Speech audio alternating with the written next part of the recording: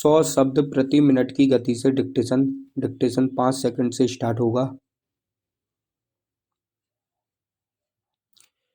Yes, start.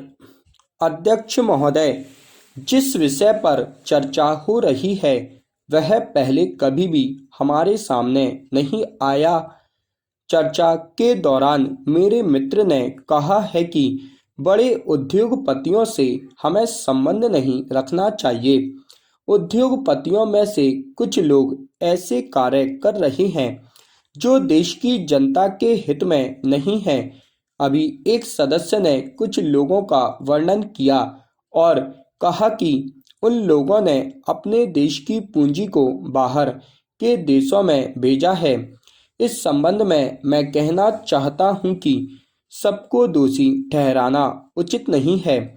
हमारे देश में हजारों लाखों उद्योगपति हैं। उनमें से कुछ लोग यदि गलत काम करते हैं तो उसके लिए सबको दोषी नहीं ठहराया जा सकता है। ऐसा करना उचित भी नहीं होगा। एक अन्य माननीय सदस्य ने बहुत सी अच्छी बातें कही हैं। उनकी बात सही हो सकती है, लेकिन प्रश्न यह है कि आज जो स्थिति देश के सामने है उसे दृष्टि में रखते हुए उनके साथ हमारा व्यवहार कैसा होना चाहिए, इस पर हमें विचार करना चाहिए। केवल यह कह देना कि सारा दोष सरकार का है ठीक नहीं है। मैं चाहता हूं कि सरकार को कर न देने वालों के विरुद्ध कड़े कदम उठाने चाहिए। सरकार ने इस संबंध में कुछ कदम उठाए भी हैं, लेकिन प्रश्न यह है कि जो लोग करों की चोरी कर रहे हैं उनमें कितनी कमी आई है। सरकार ने इस बारे में जो समिति बनाई थी उसकी रिपोर्ट के संबंध में भी मैं कुछ कहना चाहता हूं। इस समिति की रिपोर्ट प्राप्त करने पर राष्ट्र का बहुत पैसा खर्च हुआ है।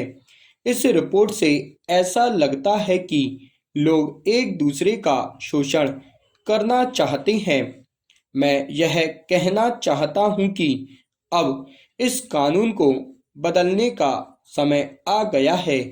जिस तरह का हम समाज बनाना चाहते हैं, कानून भी उसी के अनुसार बनाया जाना चाहिए।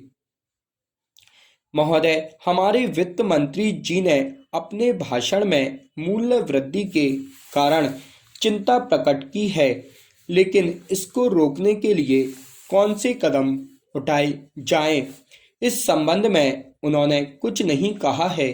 अपने बजट में वित्त मंत्री जी ने उदारीकरण और विदेशी पूंजी को अधिक मात्रा में निमंत्रण देने की बात कही है। आज हमारे देश की जो आर्थिक स्थिति है उसमें बिना विदेशी पूंजी के हमारा काम नहीं चल सकता, लेकिन विदेशी पूंजी के देश में आने के कारण जो खतरे हो सकते हैं उन पर भी विचार किया जाना चाहिए। यह बात अभी तक स्पष्ट नहीं हुई कि हम जो स्थिति या विदेशी पूंजी देश में लाना चाहते हैं वह किन शर्तों पर लाना चाहते हैं। मैं इस सदन को ध्यान इस बात की ओर भी दिलाना चाहता हूं कि हमारे देश की संपत्ति कुछ ही लोगों के पास जमा होती जा रही है। यह अच्छी बात नहीं है। सरकार को इस पर गंभीरता से विचार करना चाहिए और यह देखना चाहिए कि हमारे देश का धन कुछ ही लोगों के हाथों में ना जाने पाए। स्टॉप।